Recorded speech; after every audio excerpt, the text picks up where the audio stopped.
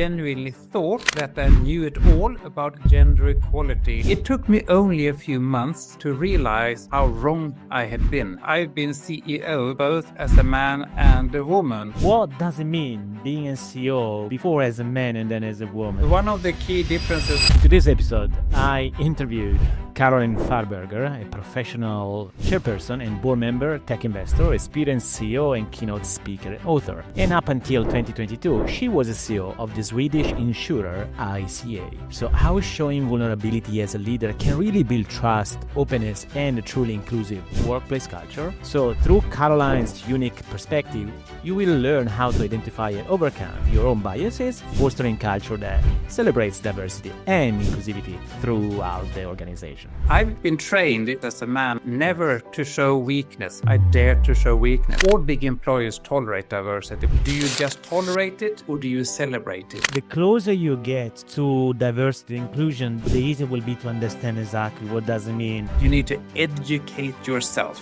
What sort of advice that could be practical today for the audience? The biggest asset in any organization is What if the secret to stronger leadership is learning what you have missed all along? Well, today, Caroline Farberger, CEO turned changemaker, shares how radically shifting her view on diversity and vulnerability transformed her approach and the success of her teams. So, believe me, these are leadership insights that you really won't hear anywhere else. So, stay with us. Hi, I'm Andrea Petrone, a CEO performance and executive coach, and I'm the host of the World Class Leaders. This is the podcast for corporate CEOs and executives delivering proven strategies from top CEOs and industry leaders to master tough decisions and lead with confidence under pressure. Hi, everyone, and welcome back to a new episode of the World Class Leaders Show. In today's episode, I'm so excited to have with me Caroline Farberger. So Caroline is a professional chairperson, a board member, tech investor, experienced CEO, keynote speaker, and author. So, and up until 2022, she was a CEO of the Swedish insurer ICA Insurance, having spent a total of 25 years in the financial industry on several senior management positions. In addition to her line management experience, Caroline has also been a dot-com entrepreneur consultant with McKinsey too, and also has been a first senior business leader in the Nordics to speak openly about her gender transition. And so that's really an interesting conversation today. So we're going to talk about CEOs, as always, impact, performance, future, but also we're going to tackle one of the most important elements right now, which is really gender diversity. So Caroline, thank you so much for being on the show today. happy to be here with you. Super. So where are you today, Caroline, exactly? For the audience? Well, I'm actually sitting at my home in the small town of Sigtuna, north of Stockholm in Sweden, where I have my residence.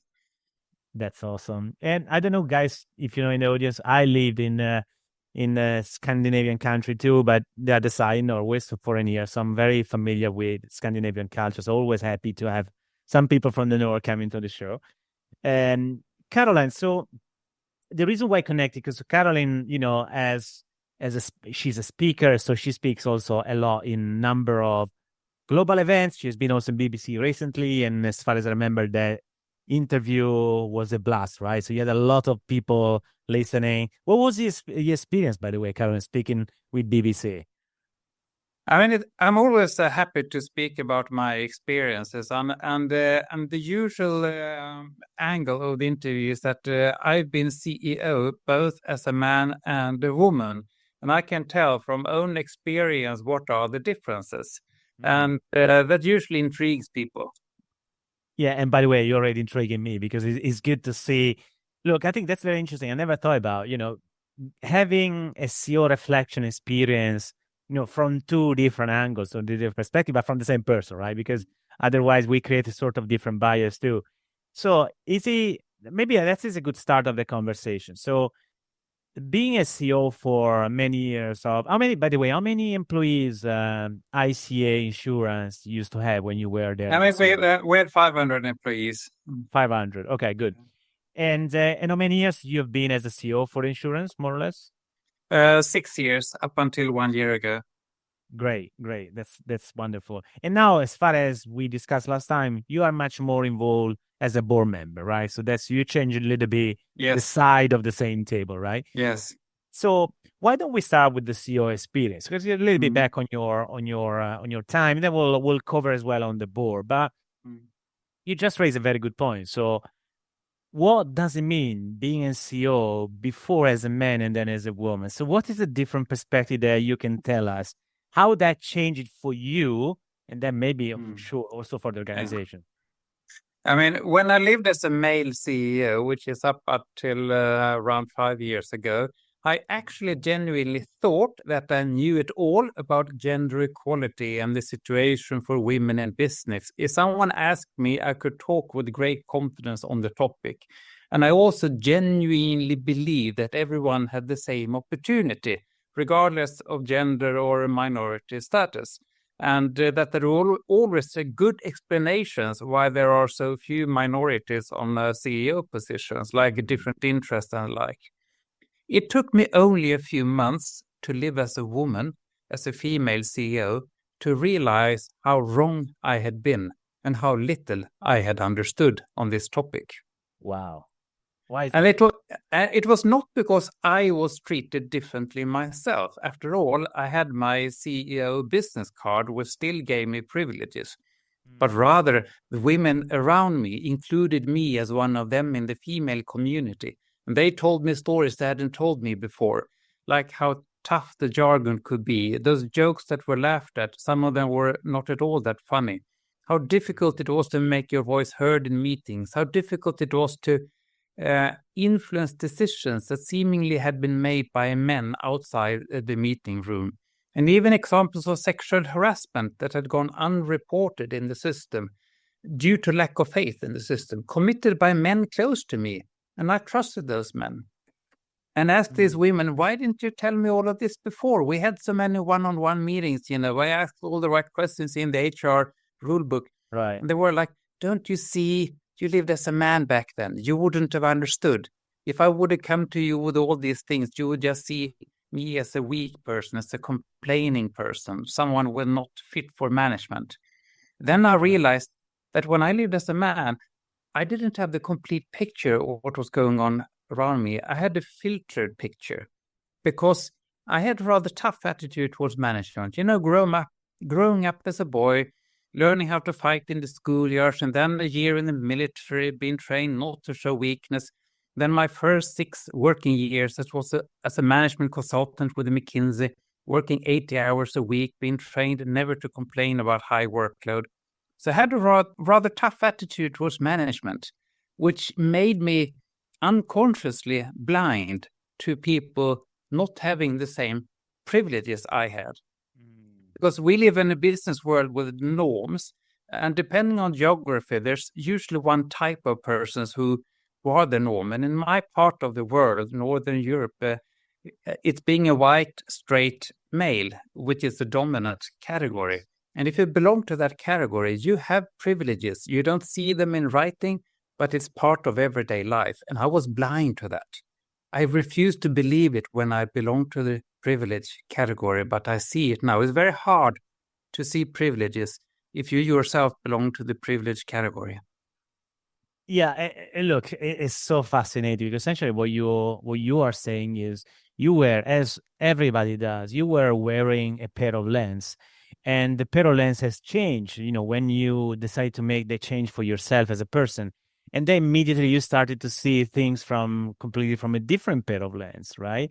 And also, but also people around you, they perceive you. So it sounds like also people around you, particularly female, as you described, they've also changed the pair of lens in the relation that they had with the CEO. Is that right? Yes, that is correct. Because one of the key differences why I gained the trust at a deeper level with women and other minorities around me was that I dared to show vulnerability. I dared to show weakness because I've been trained during my 50 years as a man on higher levels always to project strength, never to show weakness. Always to be super confident about stuff, although I might be insecure inside myself. And if you always project strength and never admit any weaknesses, you actually, I now realize, do not invite to have really authentic discussions. You do not invite other people around you to talk about their weaknesses and their vulnerabilities if you don't do it yourself. when I did my gender transition, which many people saw as, wow, that was brave, you showed a lot of vulnerability, then other people dared to show vulnerability also, and I got to know them on a completely different level. Yeah, that's amazing, because they've seen the leaders do first to say, yeah, I can do it, or I can say exactly how I feel, right? I love that. It's really, and I suppose, is it fair to say that once, I mean, sounds like that after the move that you made, internal in the organization, you have directly or indirectly generated a different level of openness and transparency within the entire organization. It sounds like, based on what I'm understanding, right, from you. Did that impact as well the level of results and performance, in your opinion, that level of openness and transparency? Yes, but only because I also changed management style. And here's why we come into the area of diversity and inclusion. Because when I lived as a male CEO, I thought I knew it all about diversity and inclusion. It was like, I mean, give me the metrics and I will deliver on them while I'm anyway delivering my quarterly report. And in diversity, you usually have metrics like, maybe gender composition in our management board, etc. I could deliver on that. I had 5 men and 5 women. Yes, the women were head of legal and HR, compliance, and risk management, and all the guys were the business line heads, because after all, that was a business, And this thing about inclusion, it was so vague and there were no KPIs. So I thought I can probably talk myself out of it if someone asks me when I'm on stage. But then I realized that's where the real value is. Because if you take strides employing diverse people, but you don't use their assets and their knowledge, it makes little use of employing them other than for show. So I realized I had a rather excluding management style I was told by women after my transition when they dared to give me honest feedback. I was told that I had a very dominating management style. I usually open my management meetings by stating what is to be discussed and then my preferred way of solving it. A bit more directive, it sounds like. Yeah. Yes. And then as a supporter, I had my male CFO and saying the same thing, supporting me because, of course, we had talked before the meeting so that we would, heaven forbid, not contradict one another in the meeting.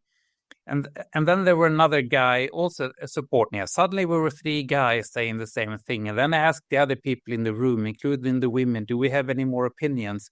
And they usually just gave me smiles because they knew that I didn't want to hear anything else. I wanted to have loyalty, team building. I was a team captain. And loyalty in my view back then was being loyal to my opinion.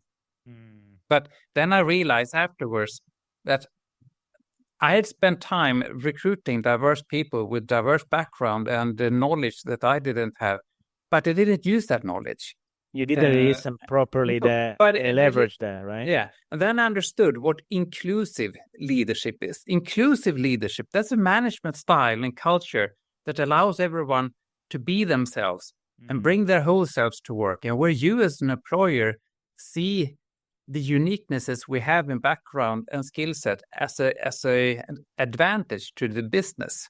Yes. So I changed my management style. Instead of opening the meeting myself, I let someone else prepare the matter, present the matter to be discussed. And then I facilitated the discussion in such a way that it was balanced and everyone contributed. In every management meeting I've had, there's usually a few people who are very generous, generous in sharing their opinions on any matter that's being discussed, regardless of their own knowledge of the matter, right? Yes. Those people have to manage it down and instead encourage people with more diverse background to talk. And I, as a manager, made sure that I didn't make up my own mind which way to go until I understood the perspective from everyone in the room, especially those with a diverse background. That made us make better business decisions. Yes, the discussions were sometimes longer, but in my experience as a CEO, we made better business discussions, better business decisions, leading to better financial results. I totally agree. To me, that is music for my ear. So it sounds like you changed from being a little bit more directive as a CEO, as a leader, to become more like a facilitator. And actually, in the way I prefer saying, is more like an orchestrator. So is right. He's orchestrating different point of views and make sure everybody feels heard, and a contributor can give his personal ideas, right? Yes, exactly. And so, which was a contradiction to the management style, let's say the more macho management style that I had learned as a man. Because when I grew up, I'm 55 years old now. When I grew up, those were the big icons in business world. Guys with strong opinions, and those were Yes. my role models. The problem is that the world is moving so fast now, and new knowledge is required. And if you as a leader not open up and include people with different knowledge and let yourself influenced by them, you will be bypassed by competitors. And agree. And by the way, when we talk about diversity, I think there is still a lot of misunderstanding what really diversity means, because it's very easy to relate diversity in terms of race or gender or age, but there are so many other diversities that are not even considered, right? So that's something that, go on. There are aspects of diversity that is visible on a photograph. There are aspects of diversity that you actually need a CV to see, for example, degrees or you might have a very peculiar university diploma, but it's also cognitive diversity. Some people are very structured, some are very creative, and if you do not actively construct your management team of people with complementary skill sets and complementary way of thinking, you run the risk of having very uniform decision-making style that in short term might feel efficient, and you feel you make quick decisions, make things happen, but you might make the wrong decisions, and your competitors might make better decisions. No, I 100% agree with you. And by the way, so going back to your relationship with the executive team, your own leadership team, after you made a change, and you changed your management style too, what sort of response you got from the leadership team, right? Because look, I do a lot of work with the CEOs and with the board. So, working with the up and coming talents, working for the next level leaders, it's easier to shape changes. Actually, they welcome new novelty, welcome a more open culture, etc. Sometimes, especially with the executive that have been there for many years, you brought such an element of change, all together to some extent. How have you been able to drive change at that level? Well, first of all, it's always good to have the privilege of having a CEO business card, because ultimately, at the end of the day, I decide. But secondly, also having undergone a gender transition while in my position as CEO, I believe also gave me a lot of personal respect as a human being, or someone who's done something that is brave.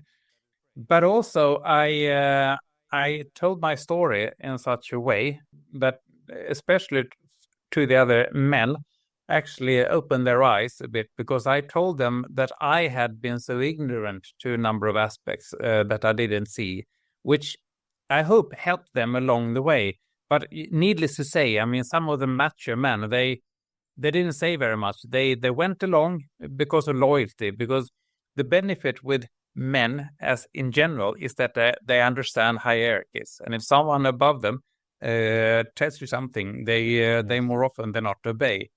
But the more interesting aspect is that the minorities around me, especially women, they opened up very much because they felt that they could connect to me. Yes. And they dared to share their opinions, even if those opinions differed from the macho men in the room. And when I gave them support and encouraged them to continue share their opinions, they were much more engaged. So my retention ratios of some very highly skilled talent improved. For example, in financial services where I operate, risk management and compliance resources are usually very scarce, and they usually change employers every now and then to increase their salary. Both of these women in charge of risk and compliance came to me and said that they had competing offers with higher salaries, but that they chose to remain in my team because here they felt included, that their opinions matter. as opposed to just being happy of having a seat at the table but never being listened to. So there are HR aspects also to it, in addition to the aspects of actually making better decisions.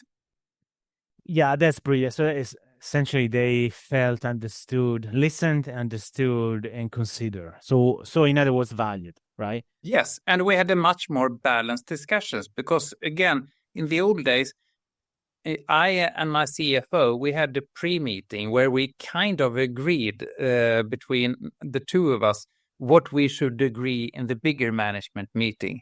And it was very difficult to achieve another outcome for the other people. Now I very much came in with an open mind. What can I learn from my colleagues before I make my decision? That was my mental state. That's great. Now, here's a tough question, I think. You said before, going through that personal transition as a CEO has helped you because you had already the privilege of being CEO. So, either an organization is very hierarchical or no, but clearly, the status of a CEO. So it clearly you can shape and drive different actions, a different way of dealing because you are a CEO. So you are essentially driving the agenda, regardless. Of course, you are facilitating or orchestrating more on the listening. Now, the tough question is, if you were not the CEO, so if you just were another member of the executive team, I'm not even say director or manager, I'm just saying even do you think that you would have been able to let everyone in the organization be more aware about diversity and importance of that, or you think you could have not achieved the same level of results that you did just because you were a CEO? A good question. So most certainly, I've had privileges in doing this. At the same time, there's also been a lot of more spotlight on me. And if I would have done something wrong or inappropriate in a way, there would have been bigger consequences. So that higher pressure on me. But having said that, if I would have done it at a more junior level in the organization, it would be highly dependent on the attitude of my next manager and maybe the next manager in line after that, which boils down to the company culture. Because even I was CEO, but still part of a bigger conglomerate, ICA.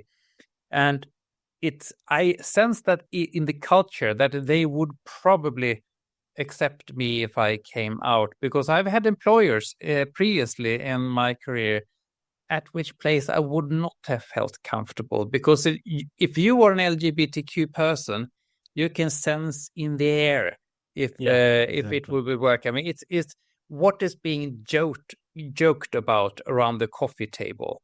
What is the attitude to minorities or even just women?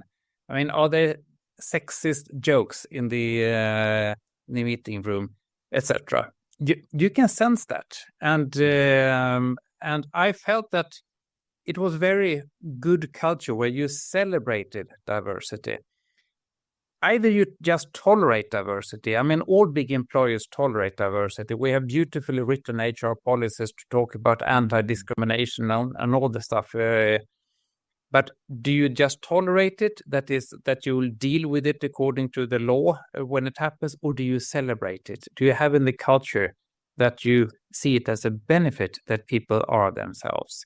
I felt that my employers celebrated diversity. That made me feel secure that I dare to come out here.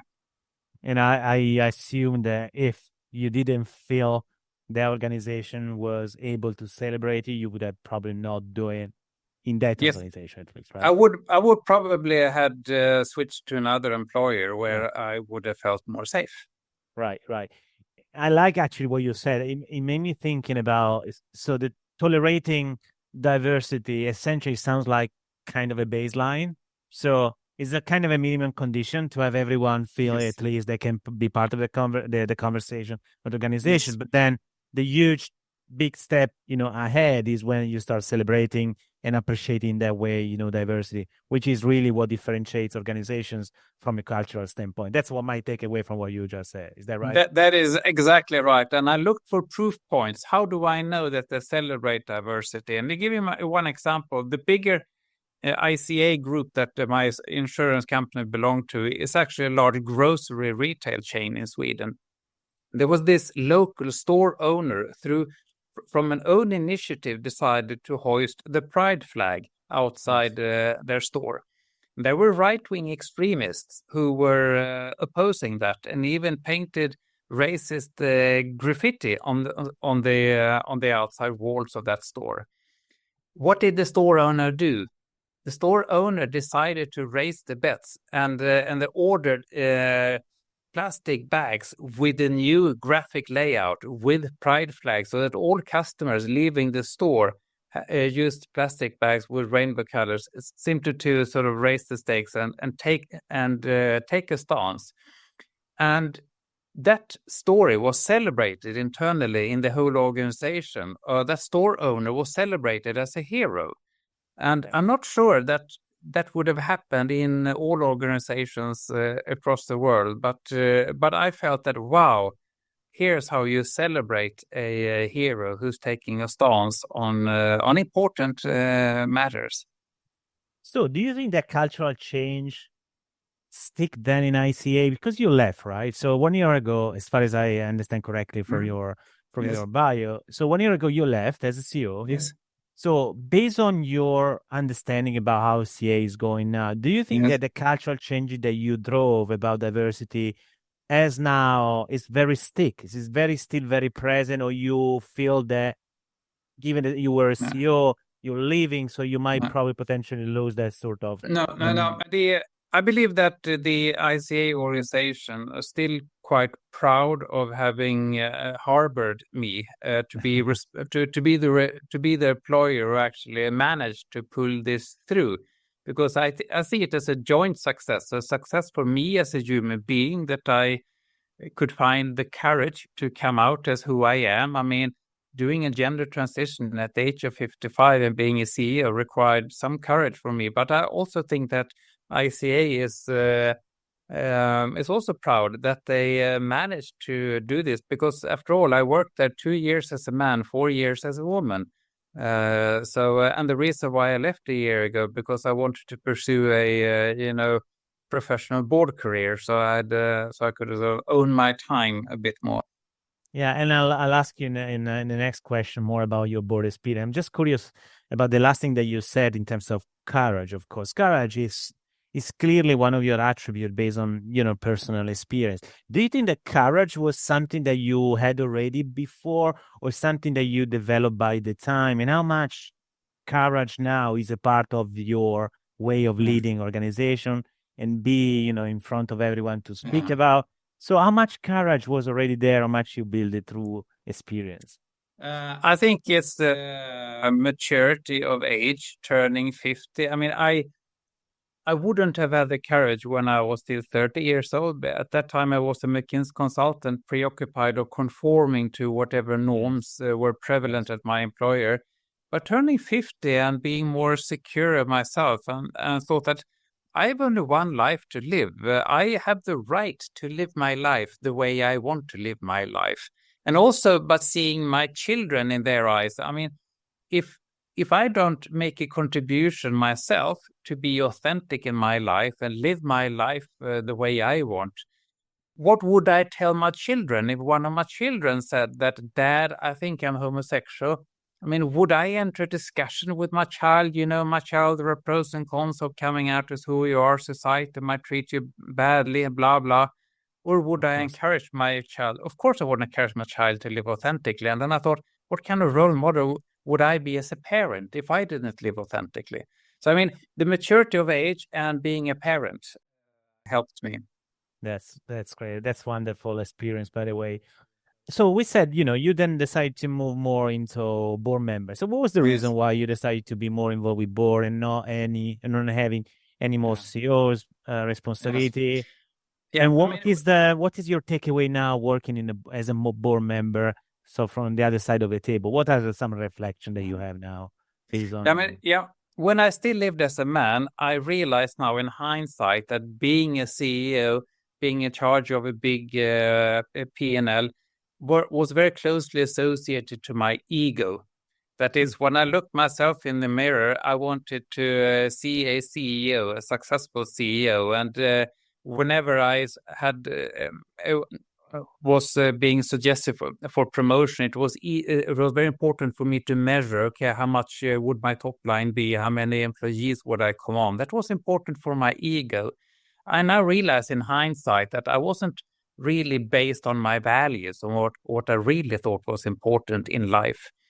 And having spent 4 years as a female CEO, I kind of realized that what is important for me in life is to actually steer my priorities myself, what I want to engage myself in, own my time, but also being more value-based. That is, devote my time on things where I see I can make a huge impact. Because after a while, I mean, I was CEO for 6 years with the same company. It becomes a lot of routine after a while. You have Monday management meetings, you have quarterly meetings, I mean, it's very much routine. And I also felt that I've delegated a lot of the authority to my management team. So it wasn't really challenging for me and myself. So I felt that by owning my time, I could make sure that I dynamically shift the composition of stuff I do, so that I feel that whatever I spend my time on is actually value-based and creates an impact. So I do essentially three things. I'm a general partner and the chairperson of a venture capital firm called Well Street.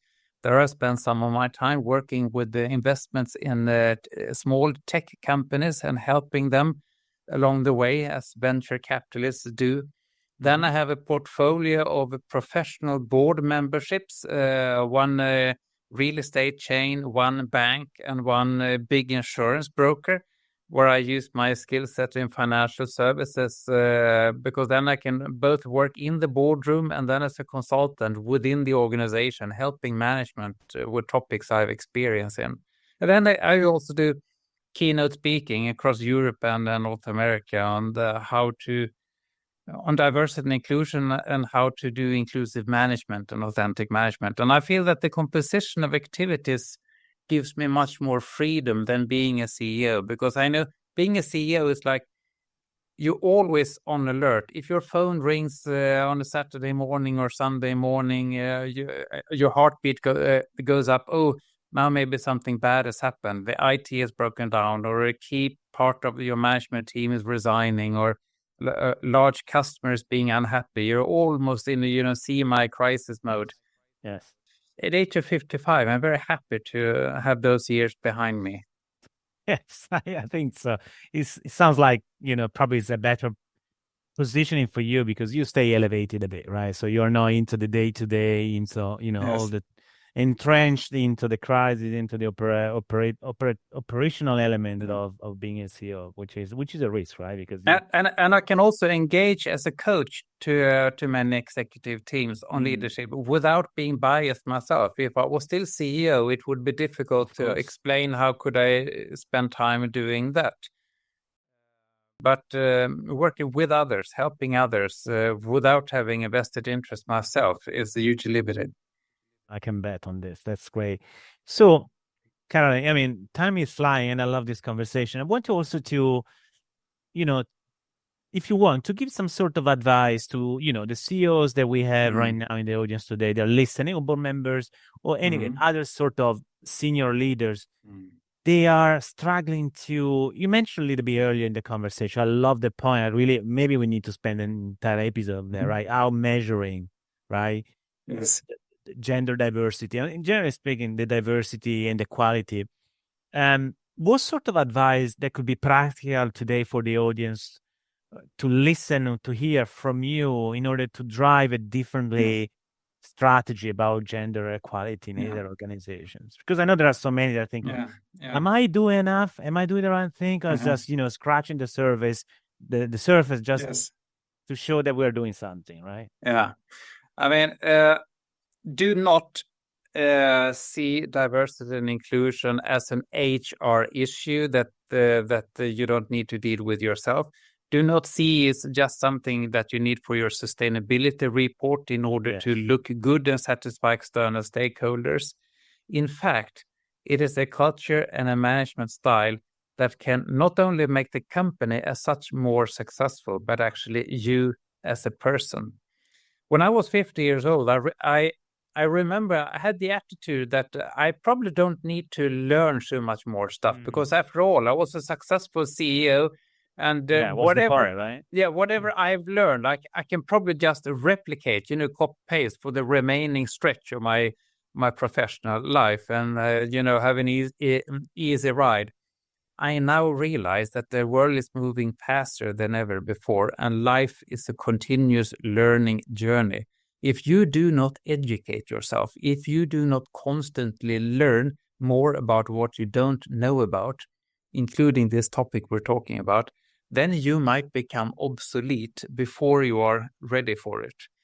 So realize that there's a lot of stuff that you probably don't know about diversity and inclusion.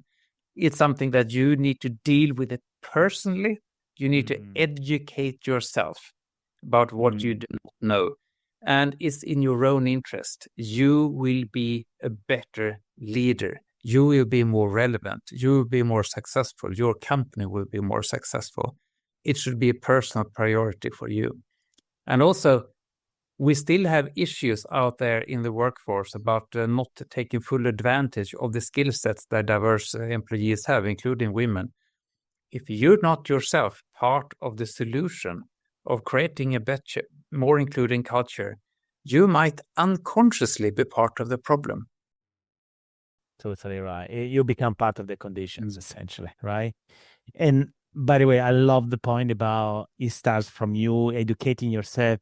And I think it's also a personal transformation that you have to go through, really, because it doesn't mean that you have to go through your own journey, right? Like yours, Caroline, because of course that's not, common and frequent, and it shouldn't be, right? Because that's not, it requires a particular level of courage, as you said before. But also, I think if you don't really understand what does it mean personally to appreciate diversity, you will never really be able to do it because you're going to get stuck with your own bias and perception and belief that you already have, right? Yeah, and it's so interesting to see when I meet with senior male executives who suddenly start talking about this topic, it more often turns out that they, for example, have daughters who have challenged them, because then it suddenly becomes a personal issue. Before, it was maybe just a statistical thing that wasn't really close upon them. But suddenly, if they have daughters being senior teenagers and start to challenge their dads, then they start to understand. So seek out people close to yourself and confide in people close to yourself at work, and ask them to give you some pretty hard feedback and tell you what you might not know yourself about your management style. Yeah, I love that.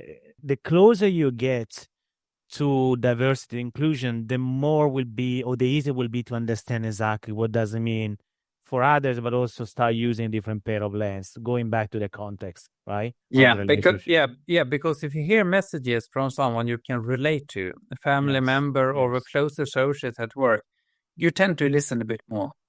Totally right. Yeah, because it's something that happens to you. You feel that might happen to you in a way or another. So, well, that's great. I think that is really starting point for driving that different agenda. So, Caroline, last 3 questions. I'm looking for a quick answer as much as you can. So, is there one thing above, everything that we discussed today? There is one single element that you can say, looking back to all my experience, I learned one thing. There is one thing above many others that for you represent the biggest learning of your career, your experience. It would be that the biggest asset in any organization is the potential in the people in the organization. It is not the structures as such or the physical assets, but the ambition and the commitment and the energy in the people. And it's up to me as a manager to shape my management style so as to maximize that potential. Great. And in terms of learning, is there any specific... So what is your way of learning more about yourself or learning about things that you don't tell? I mean, are you normally... Yeah, what's your way to learn for you? I constantly seek out opportunities to meet new people. For example, when I lived as a man, I was a very regular Freemason. I meet my close buddies at the Freemason Lodge usually every week. I met the same people all over again, and which was very comfortable. But very rarely did our opinions differ. But now I constantly seek out opportunities. How could I expose myself to as much new people as possible, preferably of different kinds, religions, geographies, and seek to and learn from them, to seek opportunities to learn. Yeah, and again, I think you have an incredible privilege of being able, through your story, your career, to being yourself in completely different perspective and see things in a different way, embracing both and changing your actions according to the way how you have seen things, which is, to me, is the most important thing for ourselves and to drive different performance. Finally, it's an interesting question. Sometimes gets a very, very different answer. So is there anything that you would have done differently in your story, in your career, based on what you know now? Well, actually, I have the mental latitude to say clear no to that, because all the decisions I've made throughout my life, I've made with the knowledge and the courage and inspiration I had at that time. Yeah. So I don't regret any steps. If I could theoretically take my wisdom from now early in life, maybe I would have made differently. But again, that's hypothetical. The only thing that I spend time on it is what I can do going forward. Right. And many CEOs, by the way, they think in the same way. So they don't see even failures or setbacks, even if you don't tell you, but I'm saying general as a regret. They say, I am as a result of what happened to me in the past. And sometimes you can make decisions a little bit earlier, a little bit later, but doesn't really change the journey on the path that you're going through. So love that. Caroline, that's amazing. So where people should go if they want to know more about your job, your work, and what you're doing?